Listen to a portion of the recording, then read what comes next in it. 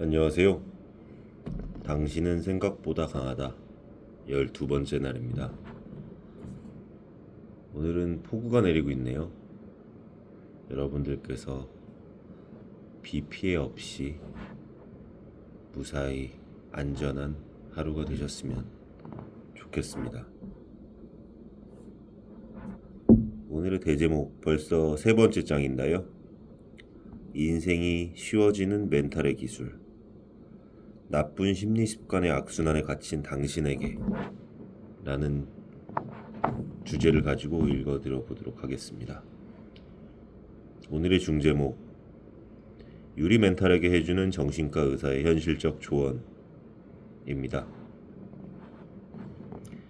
유리 멘탈과 강철 멘탈의 차이는 뭘까? 평상시에는 강철 멘탈인 사람과 유리 멘탈인 사람이 크게 다르지 않아 보인다. 스스로 유리 멘탈인 것은 자신만 알 뿐이며 남들에게 티내지 않으려고 노력하기 때문이다. 차이는 살면서 힘든 일이 생길 때 나타난다. 강철 멘탈이 고난을 극복하면서 앞으로 나아간다면 유리 멘탈은 쿠쿠다스 과자처럼 부서져 부스러기가 된다. 정신과 전문의로서 사람들을 지켜본 결과 나는 이 둘의 차이가 단순히 멘탈의 차이만은 아니라고 생각하게 되었다. 멘탈이 좋은 사람은 그들만의 믿는 구석이 있다. 믿을 만한 것들이 있기 때문에 그렇게 자신만만하고 강하게 살아갈 수 있는 것이다. 그들이 믿는 구석은 마치 자동차 보험 같다.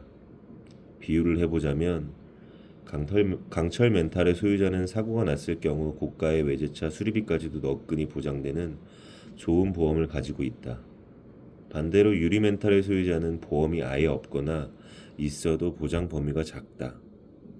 운전 중에 실수로 비싼 외제차를 박았다고 해보자.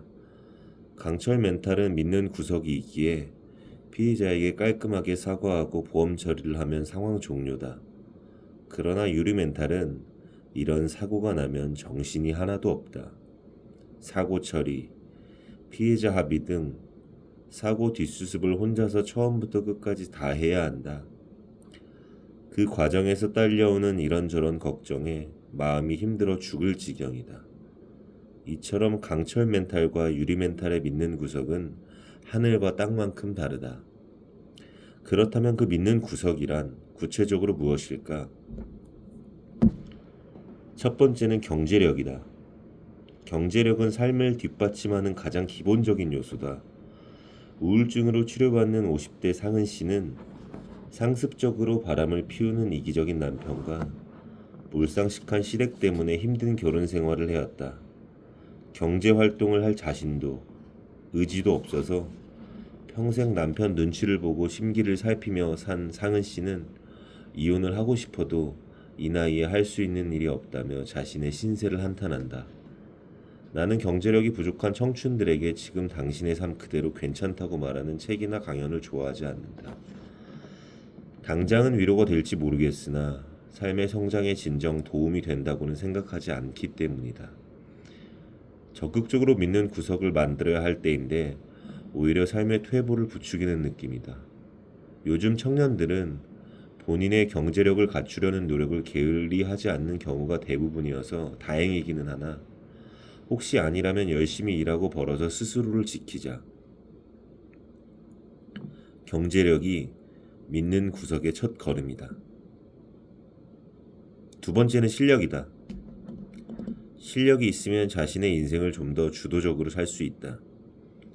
김연아 선수가 연습을 워낙 많이 해서 척추가 살짝 휘었다는 인터뷰 기사를 본 적이 있다.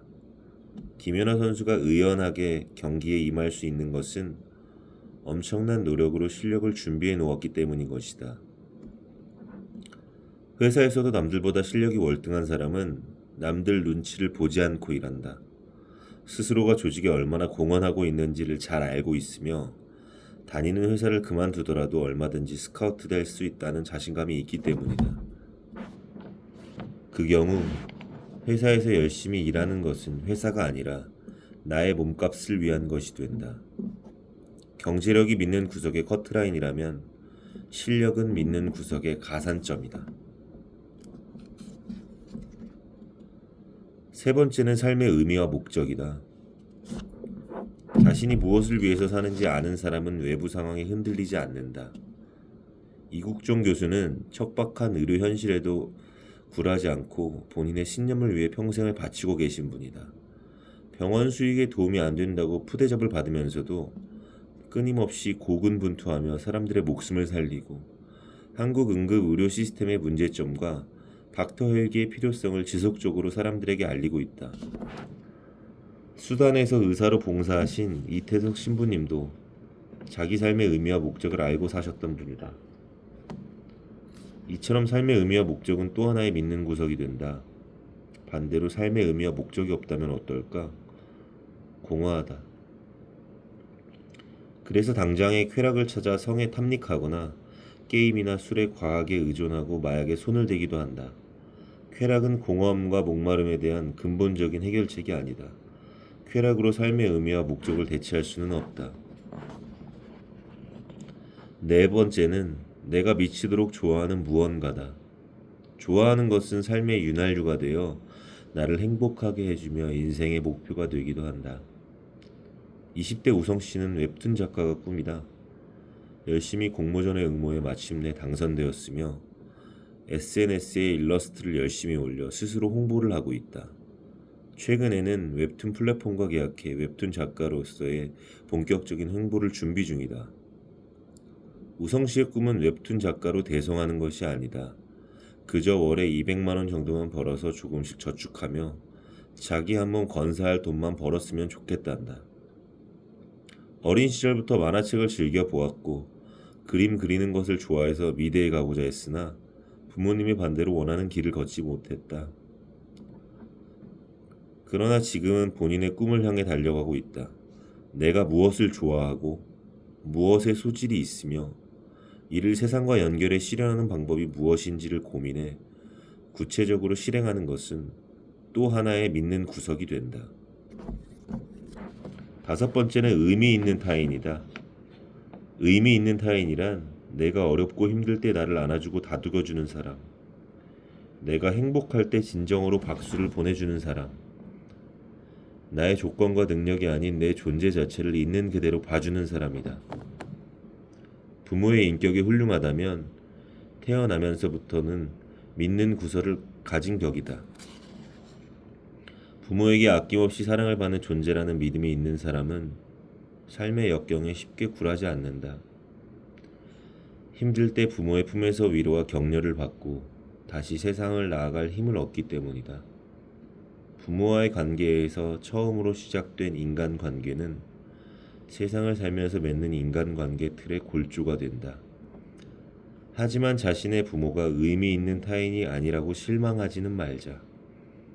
우리는 인생 시즌 1에서 만나는 부모 외에도 시즌 2와 시즌 3를 거치면서 친구나 스승, 배우자라는 또 다른 의미 있는 관계를 만날 수 있다. 그런 사람을 만나면 꽉 붙들고 인생을 같이 살아보자. 나의 든든한 믿는 구석이 되어줄 것이다. 앞서 말한 5가지 믿는 구석은 구체적 실행을 통해 만들어낼 수 있다. 유리 멘탈을 극복하라는 책이나 유튜브 영상을 보면 주변 사람들 시선에 개의치 말라는 내용이 대부분이다. 그러나 30살이 넘도록 취직을 못하고 부모에게 얹혀 살면서 용돈을 받았으면 부모의 눈치를 안 볼 수 없다. 내가 직장에서 없어도 되는 존재라면 내 목소리를 낼 수 있을 리가 없다.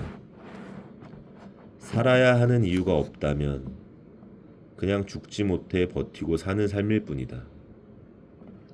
딱히 좋아하는 것이 없는 사람은 적극적으로 즐거움을 찾아내는 방법을 모르기에 무미건조한 삶을 살 뿐이다.